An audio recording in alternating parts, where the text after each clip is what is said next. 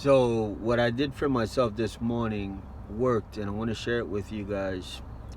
And just the tips that I'm gonna give you, just do it with a sincere, genuine heart. Okay, that matters. Okay, so I woke up this morning and I gave God time. I worshipped for, I want to say, a period of 45 minutes to an hour, somewhere around there. Then from that, I transitioned to playing the Audible Bible, and I listened to that for another hour or so. I listened to the book of John this morning.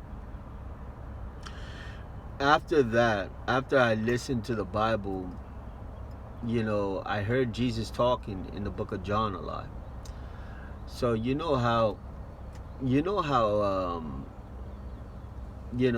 you don't spend time with God, a lot of people fall into the trap of their imagination, of what they depict God to be in their own imagination, or what they think God is like, etc. Right? And as I listened to the book of John this morning,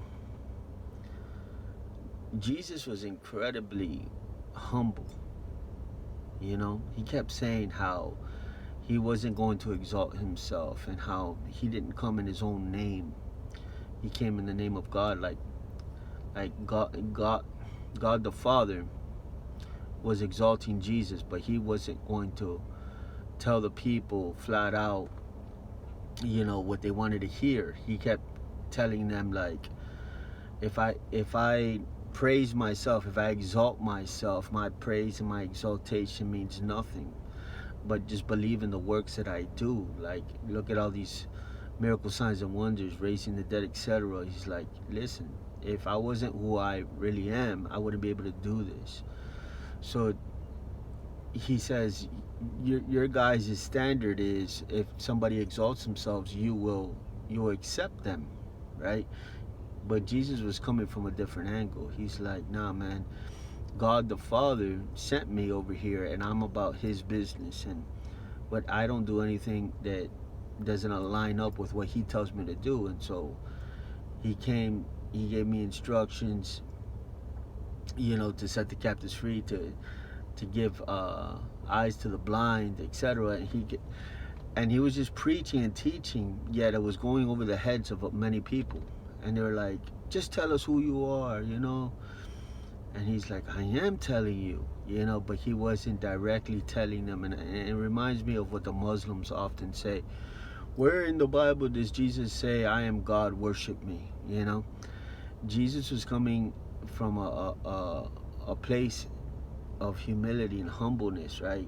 He wasn't forcing anybody to bow down. He wasn't making anybody. As a matter of fact, what he said in the Bible, Jesus said in the Bible, he said, nobody can come to him unless God the Father draws him.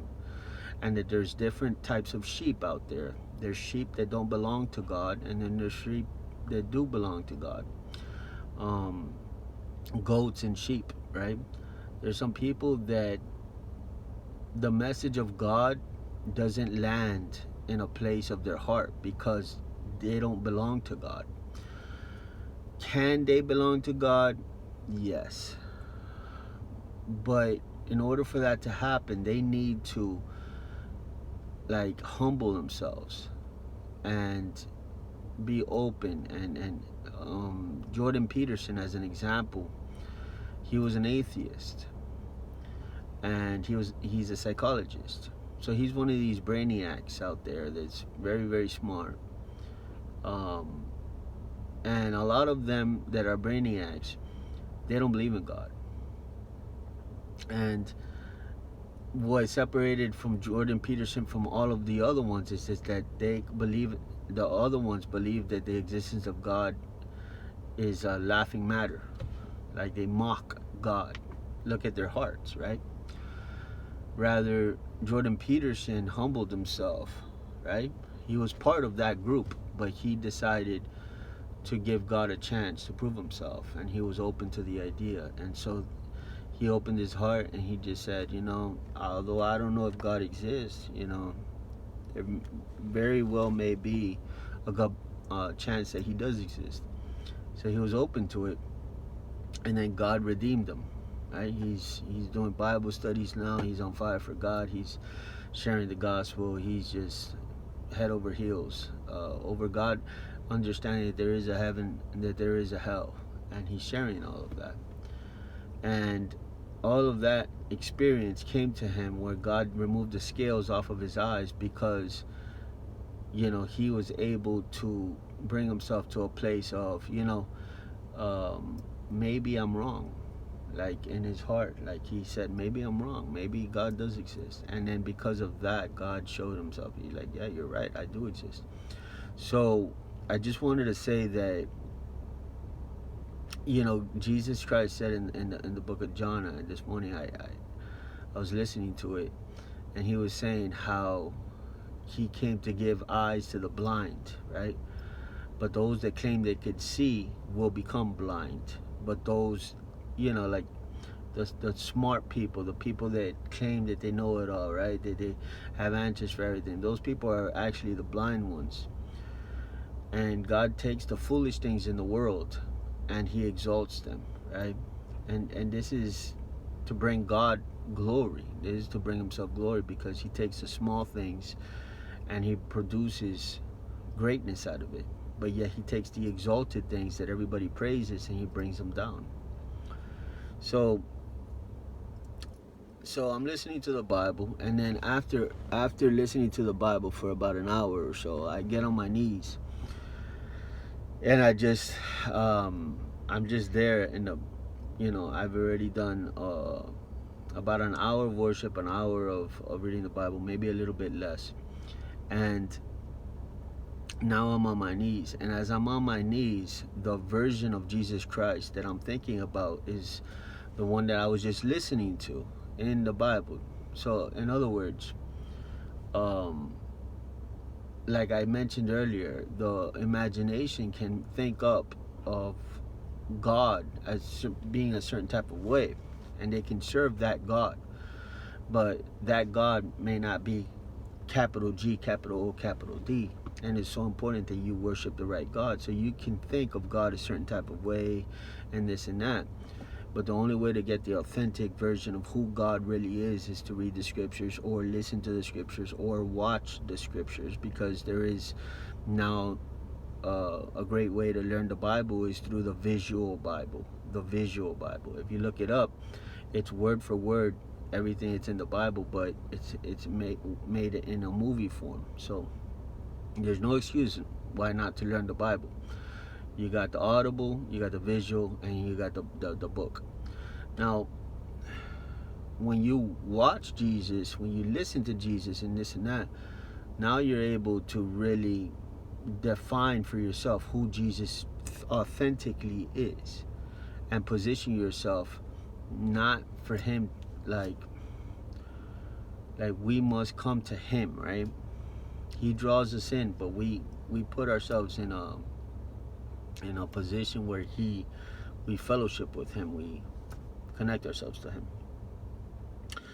And so it's just like very important to connect yourself to the right Jesus. So as I was on my knees this morning, I just felt like a lot of things was leaving me, like baggage, like spiritual warfare kind of stuff. Things were breaking off of me. I was feeling great, and I got up from that, to go to work, and I was just like thanking God in gratitude for the whole experience of being able to spend time with him. And that's what I wanted to share with you guys, is that you can have that too, and you can have deliverance, you can have him minister to you, you can have experience with him, he can talk to you, he can describe to you where you're at, where you're going, what's going on with you, what he wants you to do, all of that. But again, how is he going to do that? Sometimes you have to cultivate it. Okay, I don't want to say sometimes.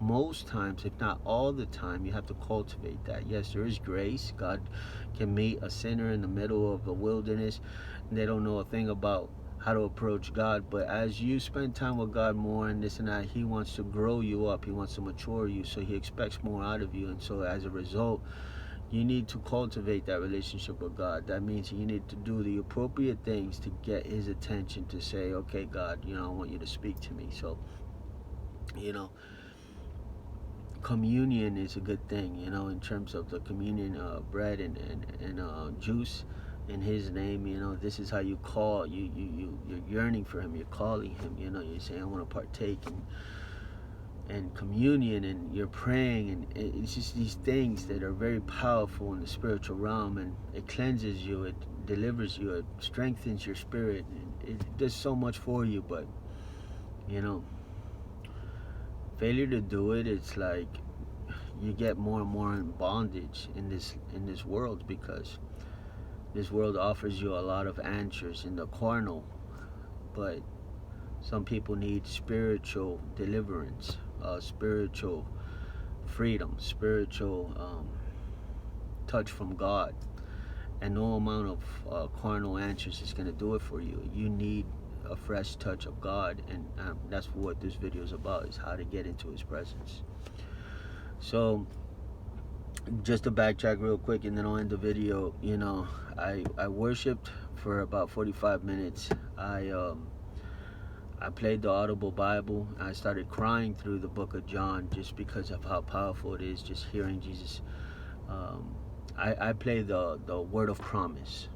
Okay, if you want to look that up, the Word of Promise is the same guy that played the Passion of the Christ. So Jim Conviccio, I think his name is. So then I did that for about 45 minutes to an hour, and then I got on my knees, and then I just met God in that place. I cultivated that experience, and surely he met me in that place. And ever since then to now, I've just been spending time with God. And so that's how this video came to be. And I just wanted to share with you, people that want breakthrough, people that want, you know, a filling, an infilling, is how you do it. Okay, God bless you. Remember, do it with the heart.